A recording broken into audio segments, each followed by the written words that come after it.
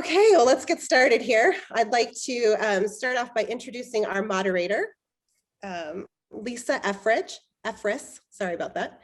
She's the managing partner of $11 Bill, which is a post-production and design firm with offices in Chicago, Boulder, and LA. Lisa began her career as a production assistant and worked her way up through the ranks at shops like CPB, TBWA, Chite Day, Peterson Miller Hooks.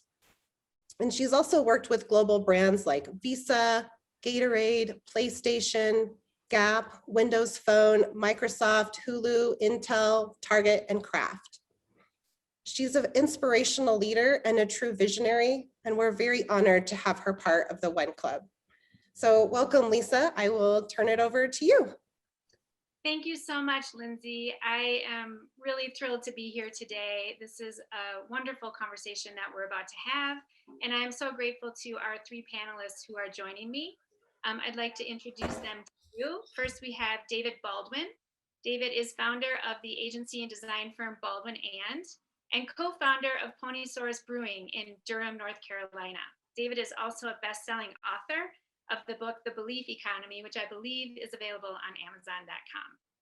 We also have Julie Andrews with us today. Julie is VP, Executive Production Director of RGA California. Julie's expertise is in software development, content production, gaming, and applications. And we also have David Corns with us, who is SVP Managing Director of RGA California as well. David leads a team of 150 plus people to create disruptive work for clients such as Airbnb, Google, and Slack. So thank you to all three of you for joining me today. As you likely know, our conversation today is about to office or not to office. And I think that's a topic that's on everyone's minds.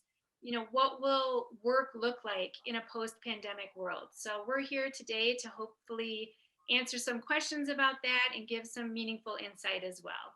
So with that, I'd like to begin with some important and relevant questions and conversations that I'll ask our panelists, and then later we'll open it up to our attendees. If you have any questions at all throughout this entire event, please feel free to submit your questions in the chat, and then we'll hopefully get to them at the end. So Julie, I'm going to start with you. I have a question for you about how has the pandemic forced you and RGA to evolve your business, and how? Or has the pandemic forced you?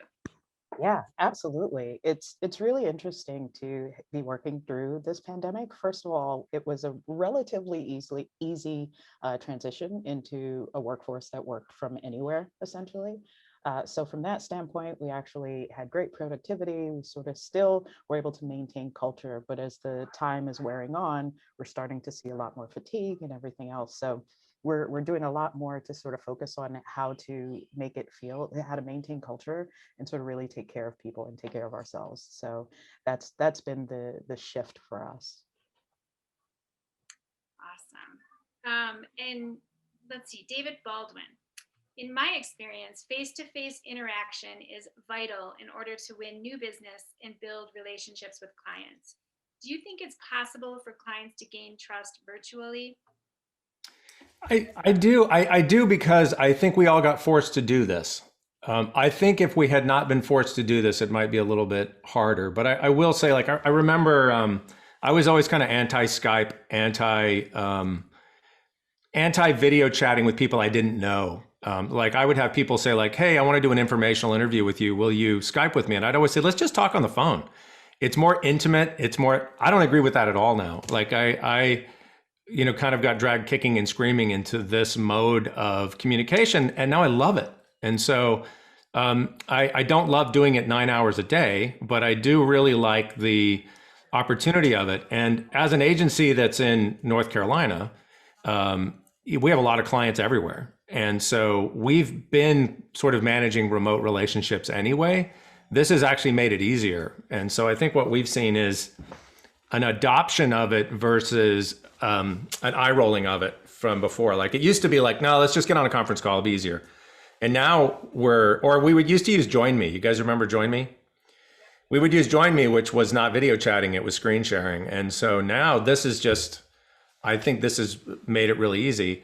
And I think clients are in the same exact boat. Everybody's doing this remotely. So I feel like we all got inured into it together. So I think it's actually a new opportunity for agencies, especially like mine, that it's easier for us now to have a conversation with clients anywhere, where we used to have to say, oh, we're going to have to overcome a time zone or whatever. Now it's like, no, we just jump on we can talk at any time.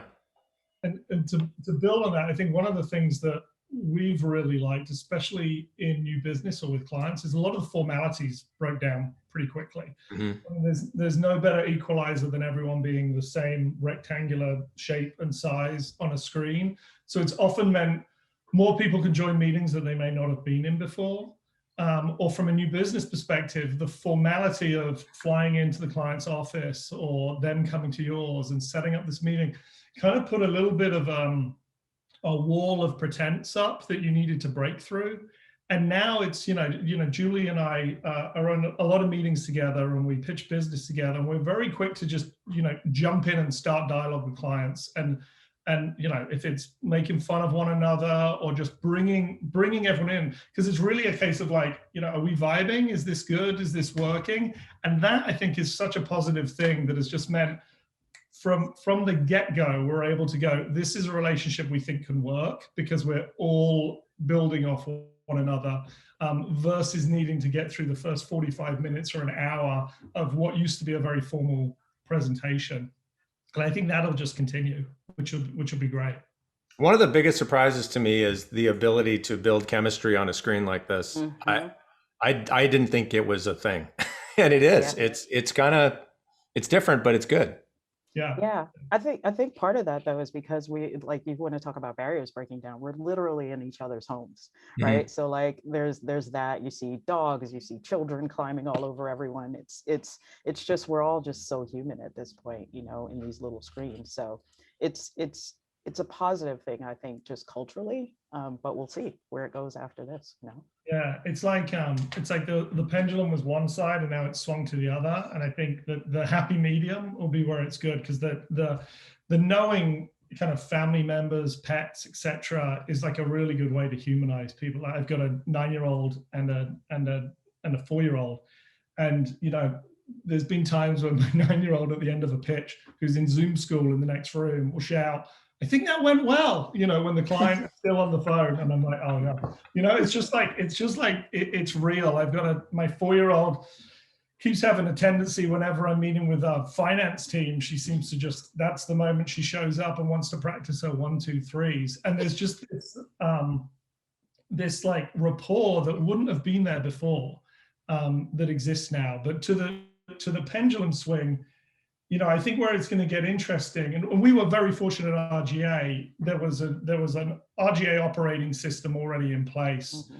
Julie and I, run California, but we work with every other office in the global network. So we already had systems set up. We were already on Zoom, Google Video Chat.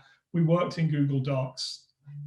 Slack was a client, but Slack is a client, and we were using Slack way before. So we were able to pivot from physical world to virtual world in a second, when many other companies took months to ramp up. And I think that was really good. And because of that, we had systems set up so we could collaborate across the network that then came into effect that we're using now. But I think the moment when things open back up and people are comfortable going back into offices, that's when it's going to get interesting, because it's not, there was before the pandemic and after the pandemic, is what we're talking about. The real challenge is going to be this hybrid working model, because one thing that Julie and I have been working on is being really clear to our team is there's zero expectation for anyone to need to be in an office Monday to Friday, 9 to 5 ever again. And in fact, we're redesigning our offices in California. We pulled ourselves out of leases in both San Francisco and Los Angeles. And we're currently in the process of designing the new building in San Francisco. And we're designing it in a way that there will not be desks. There will not be a desk and a stapler for everybody. There will not be an expectation someone comes and sits down for certain hours. It's really designed to enhance human collaboration when it's needed, to enhance focus if people need to go and put their head down in kind of, darker painted rooms with lower lighting and be left alone, or to make, if there's production happening. And those things are what the office will be used for in the future, we think. But where it gets critical with the hybrid thing is if a group of people are in the office and another group of people are choosing to work remotely, wherever that may be, how do you ensure that that one team in this different dynamic can work together? So that's what we're looking at, investing in things like Nero and digital whiteboards. So if you're the person who's choosing to work from home, because that's where you can do your best work, you're not missing out on what's happening in the office and vice versa. That's going to be the real challenge, I think, in the next 6 months to a year.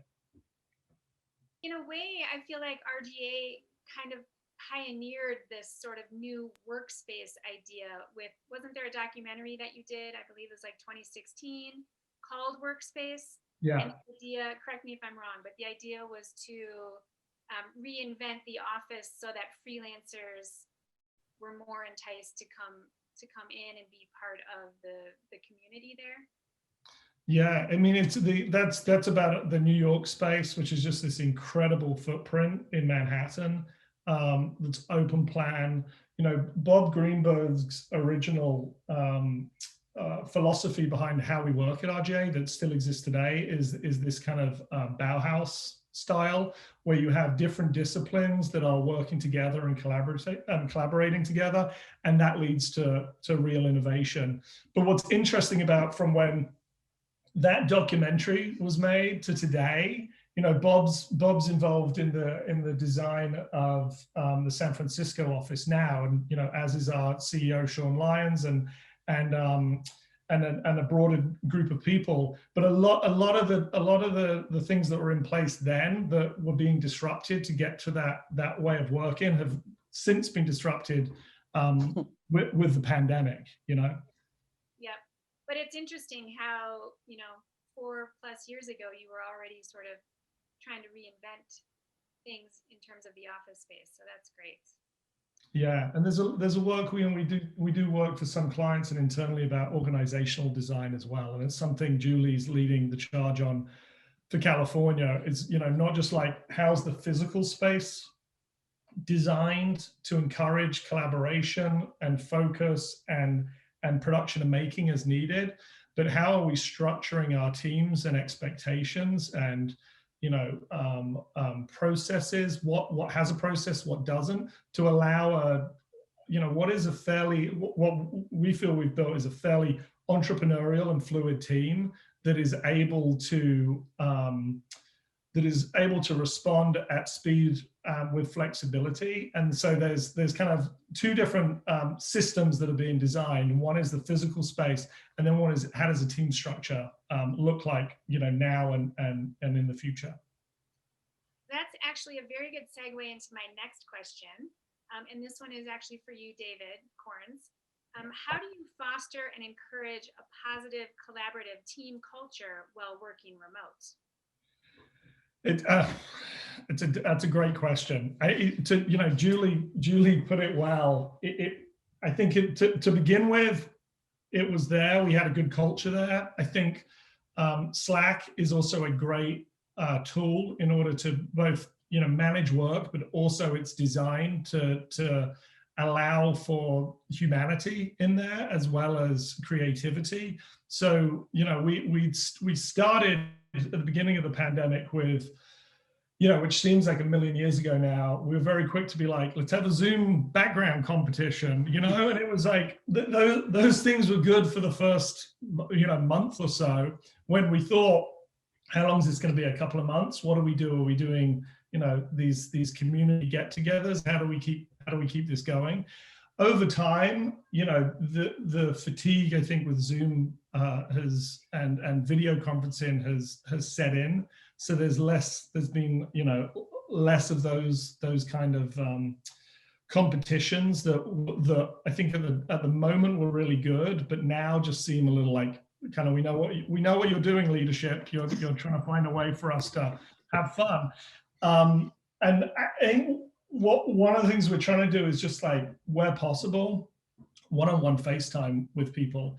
Where when you're in a physical office, myself, my leadership team, we were all there, checking in on people. I even blocked time in my calendar just to be like, walk around and chat to people. So I knew what was going on with work, but also knew what was going on in people's lives and had relationships with everybody that I worked with, and that's so much harder now, because if you schedule it with a lot of people, it's usually, if you're an introvert, it's hard to have the time. If you're an extrovert, it's like this moment where you need to get things out. So what we've been doing is setting up one-on-ones with lots of people, and having 15-minute coffees, and just making sure that we've built a culture and an environment where people know that we're accessible and available. So it isn't, a formality. I, had a 15-minute coffee chat with someone yesterday that was great, and neither of us arrived to it with like expectations. It was just like, just wanted to check in. Got my mind racing on some opportunities for the future. I think for her, hopefully it was like, okay, I'm reconnecting with leadership, which is good. So it's been really, working through a lot of those things. But I'd love to, Julie's been a force behind a lot of this stuff. So would love to get her take too. Sure. I mean, what's funny is, David, you don't know this, but last week we did like the March birthday celebration, and the list was like, I don't know, 50 people long. Literally showed up, and it was me and Shelly from HR. And we're just like, well, we had a meeting scheduled anyway, so we might as well go through our agenda. Like, people have totally opted out of some of these social things. And it is harder. And then I think as we look at like what happened in this last year, you had the pandemic, which was the first disruption. Then you had the social injustice and the unrest. And so there are all these things that started to make this pandemic feel different. And we had to then sort of take moments and really address some of these things in ways that we wouldn't have if we were all just doing what we do, right? You're in offices and, sure, Black people get shot by the cops all the time. And so in this moment, it was just, it had so much national attention. And so you actually got a chance to see people be more understanding and compassionate with one another because of what was going on. And there was just a lot more open dialogue. And I think that opened something at a deeper level than more than just sort of this cultural stuff that you try to do at work. It kind of became like this human culture, and sort of in line with RGA's, building up towards a more human future. And what we try to do is call ourselves, build up a culture of a compassionate workplace. Like, it's just, we're really having much deeper conversations, and it has more meaning. I think what work stands for now in people's lives is very different than what it did, pre-pandemic. It's kind of, you're almost living at work as opposed to working from home. Baldwin, any thoughts on that question for you? Well, we're so different. We're 25 people, and I think one of the most interesting things for us culturally, we have a thing we call people first always. And so as an orientation, it's really great. And that was the way we navigated this from day one. And that doesn't just mean our employees. It just means people first always, even, when you're targeting, for your brands, all that stuff. So I think what was weird was we actually hired some people who I'd never met face to face. And that was the first time we've ever done that in our 11 years in business. And, we won some business last year, had to hire people, and that was weird. Like, that said, I've talked to them more than I've talked to some of my other people because I wanted to get to know them. And I've made it a real, specific charge to just connect on a human level, not just as a boss. And so the other thing, we have this thing called Culture Club, and it morphed from Culture Club of like, what are fun things and ways to bring people together and all of that stuff, into how do we jujitsu virtual sort of living into something that connects us. And so they've just done all kinds of really neat things. On your birthday, you get like, you find something in your mailbox, or they're one of our creative director's kids had a birthday, and of course was stuck inside a house at like 4 years old, or so, like, they organized like all the agency parents like did a drive-by parade for this kid, just stuff like that. Like, but again, we're not very big, so it's really easy to hold together. And then the other thing that we've done is we have a very entrepreneurial culture as well. And, we actually started a company in the fall, early fall, late summer, early fall, called Take Your Seat.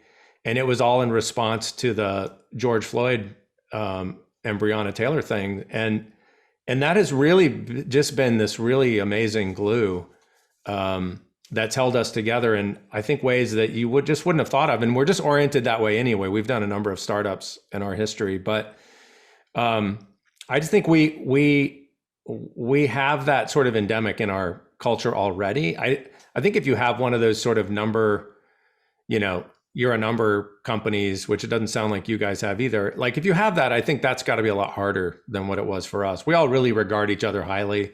We're all really senior. We have a thing called senior first, like our senior by design. We're all kind of senior people. And so, I've really enjoyed, I think David or Julie said it, I've really enjoyed seeing people's kids and their dog and their husband or wife walk through. And it's like, it's a really great way to connect. I've enjoyed that, The cultural thing hasn't been very hard for us.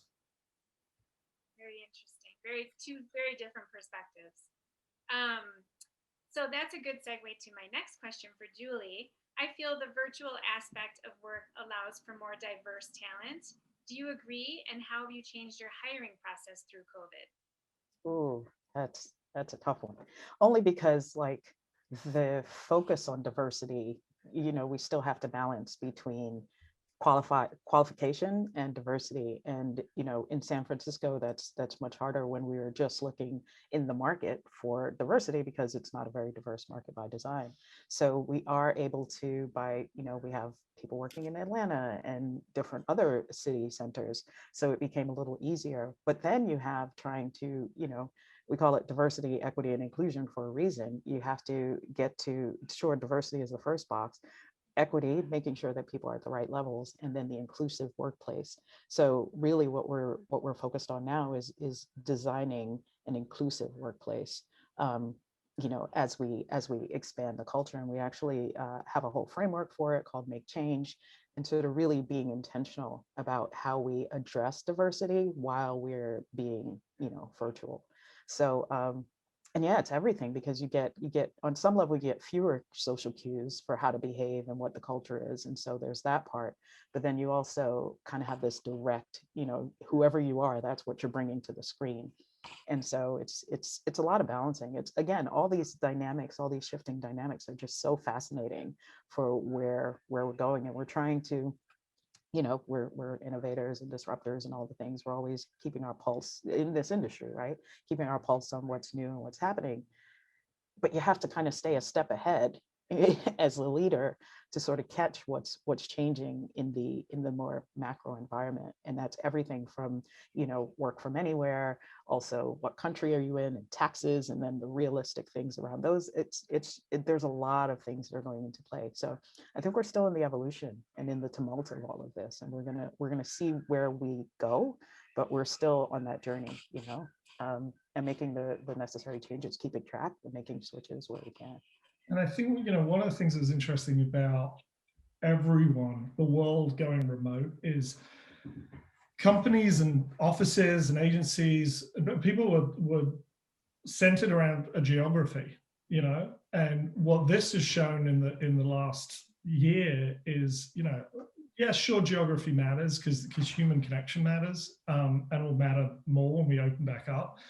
But there's also an element of like, we've built teams that we feel like we have the same mindset. We're philosophically aligned and we work well together.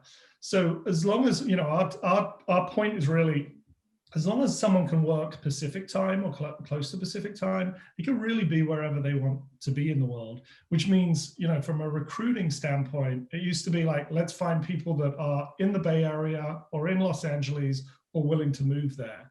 And now it's really about, let's find the best people wherever they are. And, to Julie's point, we've been working through it at great detail, changing recruiting processes, to make sure we're always seeing diverse talents. There's a pool at the very beginning.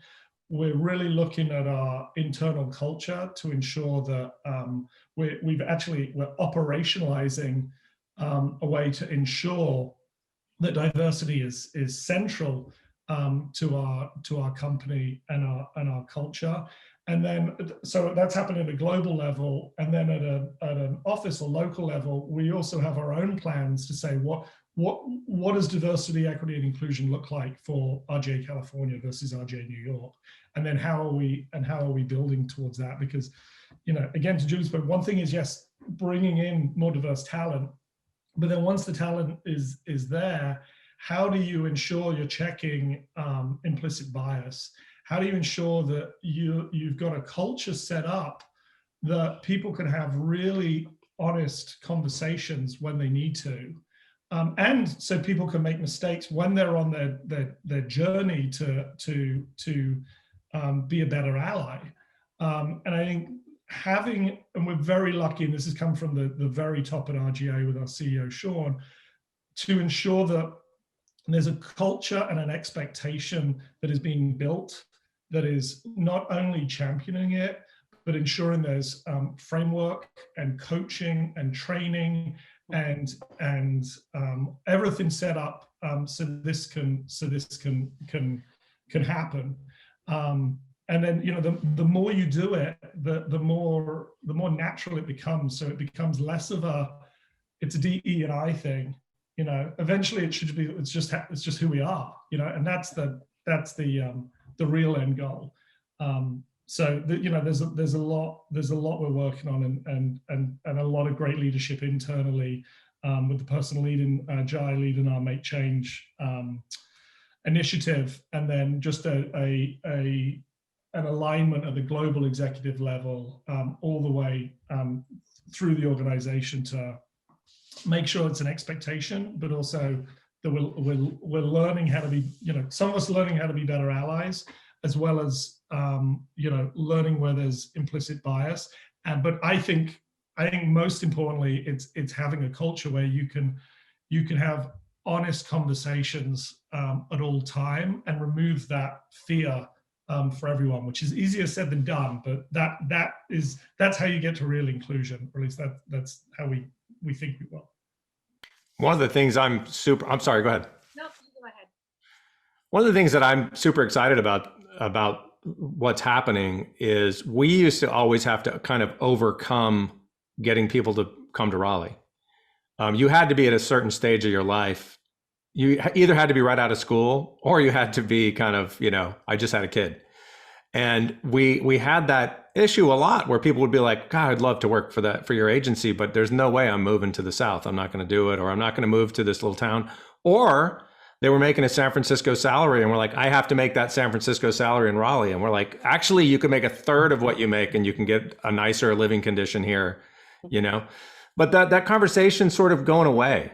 And to David's point, we're looking around at everywhere now and just saying, what does it mean to work here?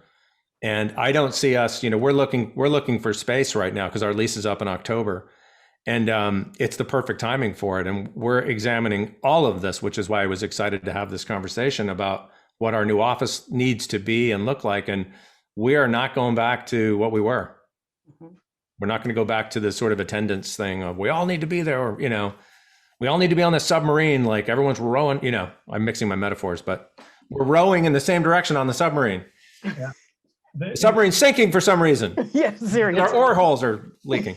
But it's just changed the entire conversation, which is really exciting. Yeah, and for us on the office space, being in San Francisco, which has the highest cost of real estate in the entire world, made it somewhat easier at the beginning. Certainly when the World Health Organization said, this is a global pandemic, it was like, okay, this is not going to be a couple of weeks. This is essentially like, this is a generation going to war. It's a year plus, which made it easier for us to, it actually started as a joke where a few people were saying, what do we even need an office for, And so when we pulled ourselves out of the lease, it gave us this immense amount of freedom to then find a new space that was significantly less expensive price per square foot, and then really treat it like a blank slate and go like, okay, well, what would usually, you know, and it's funny because we've spent so much time kind of talking about it, debating it, and thinking about it. It's like offices, like everything else, it's like history set the tone. It was like the industrial age, everyone showed up to work in a line, you know. It started as workshops. People left their houses because the tools were somewhere else. They did their work. Then it was industrial age. It was like people lined up, you know, to do the work. And it's just continued on. So then when there's a point where there's a massive reset, like, well, what do we actually need a space for? That's kind of, you know, what redefines everything. I think we missed though the like any creative organization, it's the chance and happening meetings, it's the organized chaos that magic can come from, that we no longer have as easily, but we've found ways to do it. And you know, we've put out a lot of great and effective work during this period, because we've been focused on, you know, what's happening and being the right amount of kind of self-critical on ourselves to ensure we're improving. But the big thing was like, exactly to that point, Dave, is like, how do we ensure the geography and where the HQ is, or where the, you know, office is, isn't the deciding factor on what talent joins us and doesn't. Let the burden of how we ensure people can collaborate wherever they may be, let that burden be on us, and we'll figure that out. But we should be, you know, we should be attracting the best talent in the world, because they believe in what we're doing and want to build it with us. And then as long as we can work on a time zone, or roughly Pacific time, because that's where the majority of us are located, like the burden's on us to figure out how to make it work. Yeah, I almost think like the question you have to answer is, what's the intellectual and emotional center of the company now? Yeah. That's what you're joining, you know? Yeah, it's true. It's funny because when the office opens back, we also have to watch it, like what leadership is signaling, right? So, you know, getting that right balance. We don't want people to feel like they have to show up because, you know, David's going to be in the office this day, and so I have to be there. Just sort of, you know, as you said, David, like Baldwin, you know, present. I'm present. It's like, no, present now means the real thing that it meant in yoga, right? Are you present? Are you in the moment? And trying to do that and balance that, because yes, the burden is on us to sort of set these things, but allowing for the flexibility, and then watching what behaviors we're modeling as leaders. So it's all going to be fascinating. I'm just going to keep my journal and maybe publish it. It's true. You know, we another thing we implemented at the beginning of this year was what we call flexible time off, which is essentially unlimited vacation. And again, trying to ensure that it's a positive and not a burden, to you know, ensure that leadership is, to Julie's point, like modeling the behavior you want. So kind of like, I'm on FTO, I'm taking the time, and really, you know, for our team, it was kind of like, if you need a mental health break, take it. You know, it's kind of a little bit of no questions asked. Like you be you is what we're trying to encourage more and more of. But the note about the intellectual and emotional center of a company is what people are buying into, is such a great way to frame that up. So yeah, I guess what I'm saying, we're going to steal that another way. Yeah. Steal away. Thank you. It's hardly proprietary. I think this is all, I sort of feel like this pandemic has really opened up what diverse really means, even in terms of hiring and, you know, bringing people in. And it can mean a pregnant woman. It can mean a stay-at-home dad who wants to go back to, you know what I'm saying? Like, I just think, and I think that's a real positive thing coming out of this pandemic, is that it truly has opened up what that term diversity really means. And I think it's allowing companies to be more broad with their, you know, diversity and inclusion. The funniest thing about all this to me is that Jay Chiat was here in 1987, you know, with the virtual office and the whole, he was way ahead of its time. And this isn't necessarily a new idea, it just never got adopted, you know? And I also think, you know, you think about what open plan did for offices, which made offices more affordable, but drove employees crazy. This is like the openest of all plans, but in a good way, I think, and we're literally like, I had a meeting yesterday looking at designs for our new options of spaces that we're looking at. And we've expressed it this way. We've said we want to go from factory to showroom. We need a place that sort of is a collaboration hub that we can go to. And then when we have clients that want to see space, because in new business, a lot of times, and it hadn't happened in the last year, but clients are like, we want to see your space because we want to feel it, Mhm. And so we need a space. We feel like we need a space that is the outward expression of who we are, of this give a damn, kind of ethos that we have. But it's going to be way different. No one's going to have a desk. Like, again, you're going to have desks, but it's just anybody can walk in and plug in and sit down and work.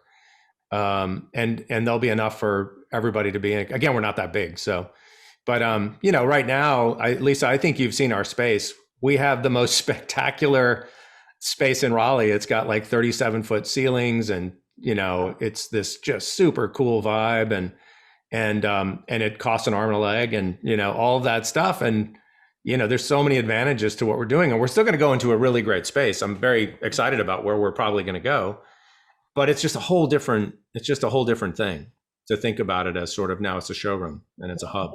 One thing that was surprising to us is we were talking a lot about, we had, as Lisa mentioned, what we have is this incredible space in Manhattan for our New York office. It's a city. It's It's its own city. It's like being in an airport. It's got this great signage. It's like, because everything's white and it's a big square, and you're like, which corner am I in? It's an actual app being built, so you can, if you're visiting, you can find where you're in. But there was a point where we were thinking about, what does the office space become? And we were offering, hey, do we get one, or do we get multiple smaller locations? So take the Bay Area, Google's one of our clients, and we have a lot of people that we had a team that used to be embedded at Google and would travel backwards and forwards depending on the day of the week. We're like, do we set up a small RGA office, in Silicon Valley, in Mountain View, or that area?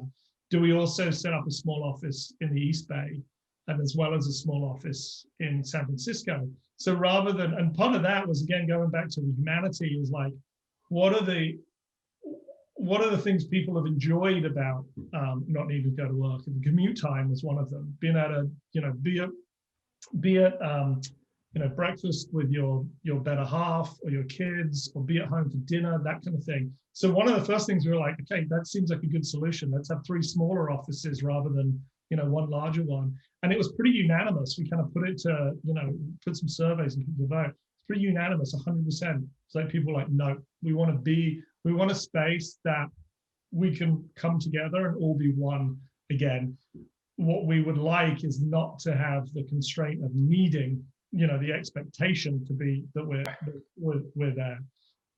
So yeah, and then Lisa, to your point about diversity, I think, one of the things, Julie talked about is, the pandemic and social justice, and us all kind of bearing witness together.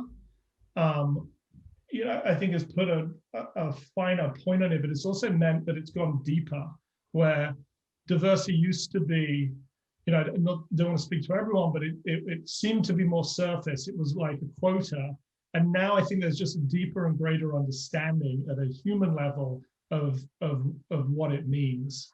And I think that, all of these things converging should hopefully, if we all treat it right, mean that we're building better communities of people and better cultures moving forward.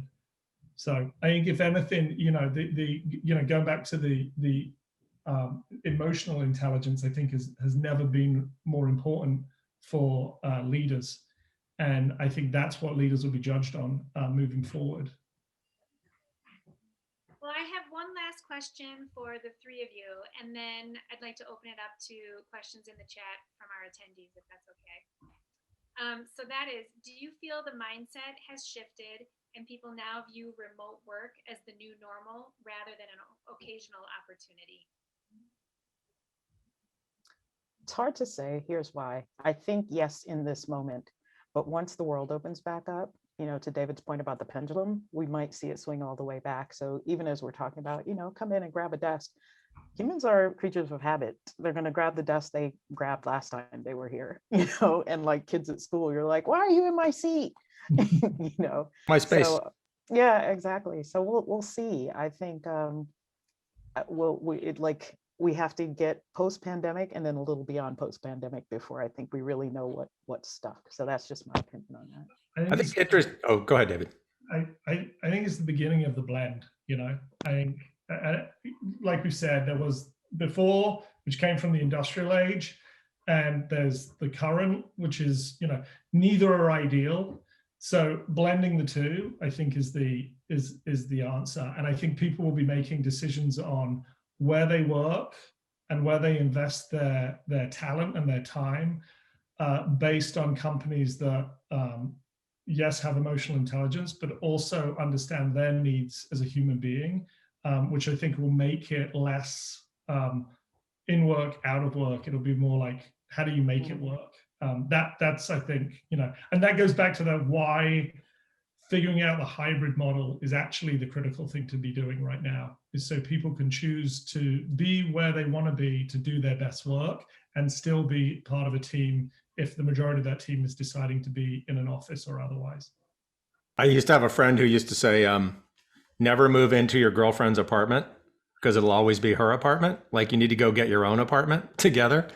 And I think I think Julie hit it on the head, which is, if you have your space, your current space, and you don't change anything, everyone's going to come back and sit down where they were, and they're going to fall a little bit into old expectations, I think. And the opportunity is for all of us to look at our spaces. And we're both lucky that we're in transition anyway, right? I mean, that I feel so fortunate that this is hitting right now. I'm signing a lease, about to sign a lease soon during this time when I can make some decisions. Because if I'd had to keep the old space and make it work, it would have been a different challenge. But I do think that everyone should look at their current space and say, what are we? What do we want to be? And now what do we do with this space versus just change it?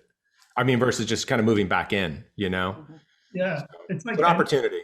Yeah, it's like any brief. It's like, what's the real objective? Like, zoom out. What do we need this for? What are we doing it for? And when you put it through that filter and really think about what is essential and pressure check it, you'll end up with a very differently designed space. And we're doing it now, and it's incredibly exciting. We're working with Studio O&A, who are great architect and design firm that have done a lot of incredible spaces. But we're also checking ourselves too, whenever we get to a point where we feel like, are we doing this to be future forward and like appear innovative, or is it actually needed? And it's like anything, it's far harder to simplify than complicate. And we're doing that more and more, just to make sure, like, what is the objective? And every time going back to that. And it again, goes back to, like, where can people plus up their work? It's a difference between, like, I went to art school, and art school, you do a lot of your work outside of the university, and then you go in for the tools you need. Those are the kind of things. There's still the interactions when you needed it, but it wasn't a space that there was an expectation to be there. So we're trying to make sure that we always have that. We always have that feeling. We're also making sure that there's 24/7 access as well. Simple things to make sure that people can come and go as they choose to, and it's safe to do so. Because if we're truly going to allow people to work in their own individual styles and use the space to plus up how they work, then it needs to be available to them at all times. Yeah, I think the one last thing I'll say is we've really had to reevaluate our server sort of capabilities, and we had a really good one for in the office and an okay one for VPN when we weren't there, and we've put some muscle behind that and are rethinking that, because that, there's going to actually be a lag time probably from us moving out of our current space to getting to our new space. And so our server is everything. I mean, it really needs to work, and it needs to do all the things we need it to do. So I do have a challenge for RGA though, because I think you guys are the kind of company that can do it. I need you to create a Zoom filter I can walk around with every day, because this does make me look a lot younger than I look. So I do appreciate that about Zoom. There is a trend towards men wearing makeup for Zooms now. So just go ahead and wear the makeup outside. I didn't go that far. It's like anything, it already existed. It's just how you That's right. I just need everyone to AR me the whole time. So Well, this is a good, seems like a good opportunity to move into some of the questions that are in the chat. The first one I'd like to ask all of you is from Lydia Thomas. She's saying it would be interesting to hear the details of the office design for hybrid work. I know we've kind of touched on that a little bit, but is there anything you can share with us? I know, David, you said you guys were in the planning stages, and David Baldwin, you guys are moving. So if you have any thoughts on what the hybrid work would look like in an office setting, I think that'd be great. I'd like to just say one thing and then I'm going to shut up because I've already talked about what we were doing. Our biggest challenge is that we have a production company called And Also, and we have a big studio space as part of our current space that photographers, we actually rent it out to photographers and there are shoots in it all the time. And it's I'm not going to call it a revenue center, but it does make some money. It's nothing you can count on, but that's going to be the hardest thing about going away from the big spectacular space with lots of room is where do we handle that business now? We're probably going to have to let that go and actually go find a resource for it. So that's something that we're thinking about. I'll shut up now. Yeah, so it's a great question, and if someone else figures it out, let us know, because we're working on it. I think there's the human side we've talked about, but there's we're doing a lot of research on technology that exists, like Miro whiteboards and making sure that any way human beings collaborate or concept together is available in real time if you're there or not. So there's some options that it's cameras in war rooms that track those that are talking and don't just do an entire room, so you're really getting in. There's also, there will be a need that people will need their laptops with them at all times if they're in an office, because, excuse me, to get into the space with somebody who's outside of the office, if you're whiteboarding with Miro, they use their screen to concept on the same whiteboard too. So people need to be doing that together. So it's really about aligning on the tools you're using. So one person isn't using, chalk and a blackboard in an office building that, person at the end of a laptop won't be able to see. It's about making sure that those tools are always coming together. So it's adding a technology and digital element, but it's doing it with the right objective, which is ensuring more human collaboration. That's it. The other thing we're thinking through too is simple things of booking meeting rooms. If you're not in the office and there's say there's 5 people in the office and 5 people out of the office on the same team, the 5 people in the office that book a meeting room, digitally that should connect to what the meeting Zoom is. So if you're outside, you're going into that room without any where's so-and-so, it's just seamless. So yeah, you need to be available for that at all times and provide that oil into the cogs of the company to make that connection needs to literally follow everybody around. Yeah. So it's almost like it's you, not that you're being tracked, but you're able to plug in. The other thing which is related somewhat is Julie and I have we were running San Francisco and now overseeing San Francisco and Los Angeles, and we've made it into a region, RJ California. One of the things we're doing, which has been a great the silver lining of the pandemic, is doing that in a normal year would have been, I think, much harder, because it would have been two individual offices and cultures and clients and a repeating leadership structure and team structure.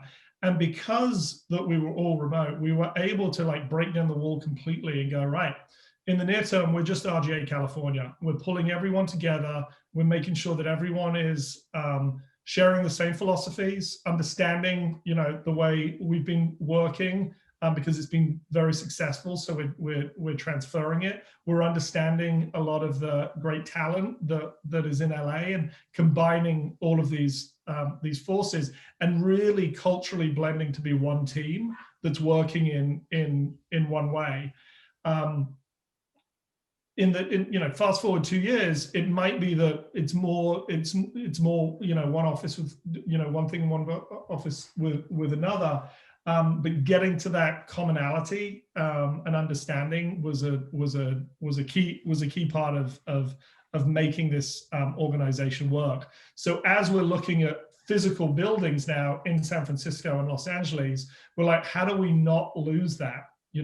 Because gradually it will fade over time. So there's simple things too, like, you have a live stream wall that is, one side is Los Angeles, the other side is San Francisco. You mic it up so people can literally walk to the center of each building and have real-time conversations with each other or wave at each other when they're walking by. Anyone who worked at Crispin knows that we had those in Miami and Boulder on relatively small TV screens at the time. So thinking through about like, how do we also have a team in Buenos Aires that work with us very closely as part of the California team that happened to be in Argentina. So we're working through, we're already working somewhat hybrid, but everyone is now remote. So a lot of it is ensuring easy access as well as real-time tracking and ensuring that anyone who is out of the building can participate as well as anyone in the buildings. But exactly how we're going to do it, we're still working through. I'd say digital whiteboards and some of this adding to what we call the RGAOS is going to be critical, and that's the thing we're getting pretty deep on now. We at $11 Bill have a real similar situation with offices in Chicago, Boulder, and LA. And the Boulder office has been open now for about 4.5 years. And ever since that office opened, which is when I came to the company, we've just been trying really hard to make sure that the offices didn't feel separate and that it felt like one company. And it is hard to do that when you are geographically split and you're not interacting, all day, every day with each other. But I think we've done a pretty good job of it. And I think there's definitely room for improvement. And I liked you reminding me of how it was at Crispin, because I was there as well. And I loved being able to see, when I'd walk by the front desk in Boulder, I would see Miami and I would see LA. And it just, it really did help build that culture, even though we weren't all in the same space. So I think maybe that's something I'm going to recommend we do at $11 Bill. Yeah, that's great. So speaking of office space, we have another question from Mike Mullaney. If you still retain a physical office space going forward, what do you see as the key benefits for your organization of having that space? How will the types of activities you conduct there change?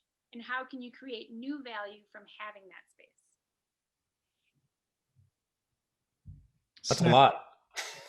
Snacks is the main thing. That's the main benefit of the office space, having snacks.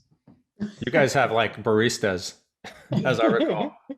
I think we kind of covered a lot of that, but I think it kind of depends on the chi of your company. Every company has a different chi, and so whatever your values are, I think you go back to the values first, and then navigate from there versus changing your values based on the new normals. And so I think, at least for what we would do, is we would look at what our values are and how we articulate what we do and say, okay, now what does that do now that everyone doesn't have to be in the office anymore? What does the office look like? Well, let's use that creative brief. So that's how we would do it. Okay, we have one last question in the chat, and we are moving away from office space. This is from Mark Hanchak. Would love to hear some comments on business development, lead generation, and winning new clients whilst working remotely. How has your BD changed during the pandemic? It's become more fun, I'll say. Like, it really is. just sort of some of the things we talked about, just like being more human, seeing inside people's homes. You kind of, the icebreakers are usually about something going on in someone's background. And so it's actually really helped to, again, just humanize us as we're pitching. So it becomes as much about the people as it is about the work, and building the chemistry and everything else in these Zoom rooms. We get excited about the work we're showing and sort of invite them in to also be excited about the work. So it's I'd say for us, it's been more fun than some of the more traditional BD meetings that I've been in. Our world's opened up. It's become a completely different thing for us. I love it. I feel like now we're not thinking about, when our strategy when we opened the company 11 years ago was, what are the companies within 100 miles of us that have marketing decision making, in their headquarters there, because they're going to want face-to-face interaction, and it's going to be much harder to to sort of woo them and win them over if we're, not able to meet them. That's gone. It's literally gone. Like now it almost doesn't matter. Now it's like, how good's the work? How good's the chemistry? And we get to the chemistry really fast, as we spoke to before. You kind of get a sense for personalities I don't know why people are less guarded or something. I don't know what it is, but you just kind of get on and everyone's cracking jokes, including the client. Like there's just sort of, everyone's just talking as people versus what suit are you wearing and what are you dressed right? And did you have the right snacks? And, all those logistical things you got to think about when you have a client visiting your office. I feel like it's been pretty great. Yeah, it's people are way more honest and casual when they're wearing slippers, in a meeting. There is the formality thing just has faded away, which has just made it even more about what are we trying to achieve together? Does this work for us? Does this work for you? And being more organic in the way we're working with each other, when before it would often be like, okay, there's this meeting one, which is a chemistry, then there's this follow-up meeting that you've all got to prepare for. And now we find ourselves like, and we were always very collaborative as a group. We actually designed ourselves to be that way. And with San Francisco, we were very focused on new economy brands in the Bay Area, so we could get in and collaborate hand in hand with one another. But we find it now, it's like lots of things happening on text, Slack, shared Slack channels. As something comes, we got a text chain going in, with a new business client now, as we're thinking through ideas. So in the next meeting, we're all aligned. A lot of those things just seem more natural now for some reason. For me, it's because the formalities all fallen away. There's like instant access when you need it, but the access is you're in people's homes, you're checking in. Everyone's just been given a little more leeway to be themselves, be human, make mistakes, and be honest. And that can only be a good thing. And that's the thing I hope we all treasure and keep as we, have learned in the last year. Someone called it at the beginning the great pause.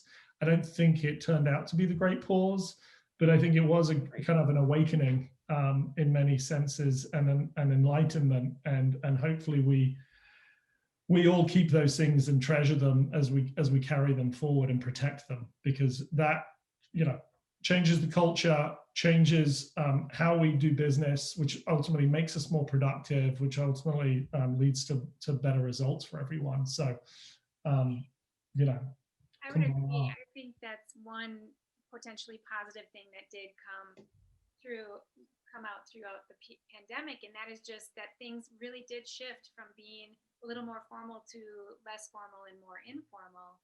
And people really do feel like they can be themselves and like, hey, I am, I may be a leader or an executive or whomever, but I have a kid that runs around in the background and a dog that barks when the mailman comes, and I think Julie, you mentioned this earlier about just the humanization. And I think that's been a really positive, I have really enjoyed getting to know people on a more intimate, personal level through this. Yeah, it's like the more authentic people can be to themselves, when everyone shows up as their true authentic selves, the better everything is.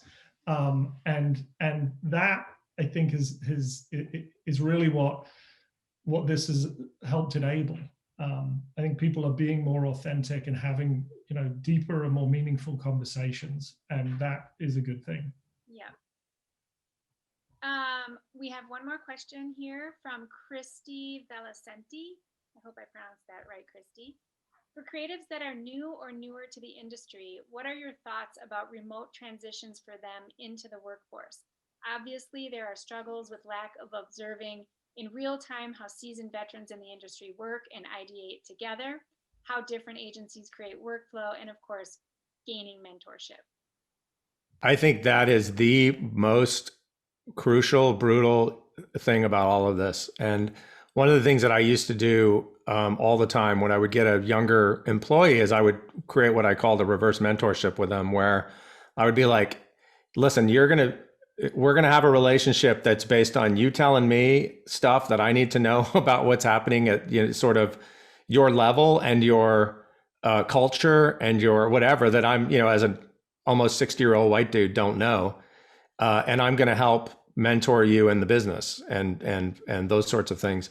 And that's gotten really a lot harder for us. I'd love to hear what you guys are dealing with there. But I felt like when I was in my day, it was so much about osmosis. It was like making really dumb mistakes and having people smack you in the head because they were right there and go, what are you doing? Or seeing work hanging on the wall or whatever that is. Like that's the hardest thing for me.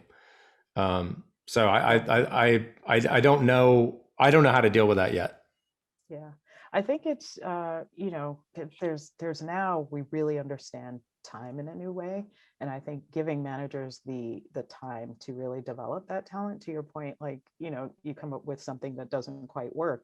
You need someone to point out why that doesn't work and how you got there and how to get to a better place. And so, we need to actually be intentional and make space for that kind of feedback. And so I think you've just got to, as a new person coming into the industry, it's going to be tough because, people who haven't, or companies who haven't made room for that, for real, true mentorship and guidance and leadership as you're doing the work and while you're developing your ideas and all that stuff, it's going to be easy to fall behind. It is a challenge, and it's one that we kind of have to invest in order to make sure that we're giving people what they need to come up in their own careers. Yeah, and I think that goes back to the having difficult conversations quickly when you need to, and having honest conversations and dialogue when you need to at all levels, so people are getting critical feedback that they need in real time. One of the other things is, as a leadership team, ensuring that people, no matter departments, backgrounds, anything, know that there is access to leadership for mentorship. And I think one of the things we're talking about doing is how do we help formalize that in a way to ensure that those in most need or least likely to ask for it, get it. And that can be as simple as a standing monthly mentorship meeting where you talk about anything. It's just connectivity, or it can be as simple as these 15-minute coffee meetings that myself and the leadership team are all making sure we're available to do, and do them well, because it's those chance meetings and the reading body language and just sensing what's going on that is lacking now, and that's just something we need to watch out for. Yeah, we're a very hands-on business, obviously, with editing and post-production, and we have an internship program that we feel really strongly about and really encourage students to apply, but we've had to basically put that on hold because you can't really teach someone how to edit when you can't be in the same room with them and they're not watching you push the buttons and make the adjustments and all that kind of stuff. So it's been unfortunate for us, but we look forward to the day when we can go back to having interns and be mentors and help people hone in on their craft. So hopefully it's just around. We tried interns and turned it off as well because it was 100% extra work for everybody else, because it wasn't, again, so much of interning as being there and sort of being in the rush and the roll and the tumble of all the activity. And when you're interning from home, it's really hard to get that. So we had the same. I had people just go like, "Hey, we can't take interns right now. Like, we're doing our work and then it's like another day job, which it didn't used to be. Yeah. Yep, us too. But hopefully the end is near and we'll be able to go back to having interns in-house with us. Yeah, I think in creative fields, a lot of agencies have, I think last year it was like paused and stopped. And then, you know, we've been fortunate, we've had a team that has worked on how do we make an internship program work during this period. So we're having interns this summer, and just the way in which the internship program has been structured has been designed in a way to ensure that they're, you know, able to learn and do their work. But to your point, Lisa, it's been harder to do with some roles than others. So it's been, you know, predominantly for roles that can, you know, need thinking time and writing time to go back to leadership versus, you know, on hand technical support on, you know, how to get better at this craft. All right. Well, I don't see any more questions in the chat. So I think, and I do see that we've gone a little bit over time. So I apologize for that. It seems like people were really interested in this conversation, and I truly cannot thank you three enough for joining me today.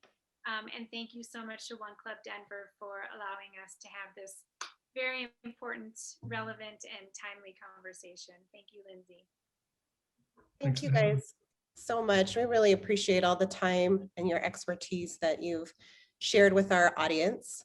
And before we go, real quick, I just wanted to tell everybody about our next fireside chat that is called The Magic of the Dynamic Duo. And it features a panel made up of 2 CEOs and 2 CCOs from 2 incredible agencies, Fig and North, that know a thing or two about making it in the business of creativity and ideas. That's moderated and presented by our friends at Cactus, Norm and Jeff. And it's on Friday, April 30th at 11 a.m. Mountain Time. So you can find out more information at our website. And I guess that's it. So Thank you for having us. Thank you. Thanks for Thank you having so us. much. Thank Bye-bye. you. Bye-bye. So Bye-bye. much.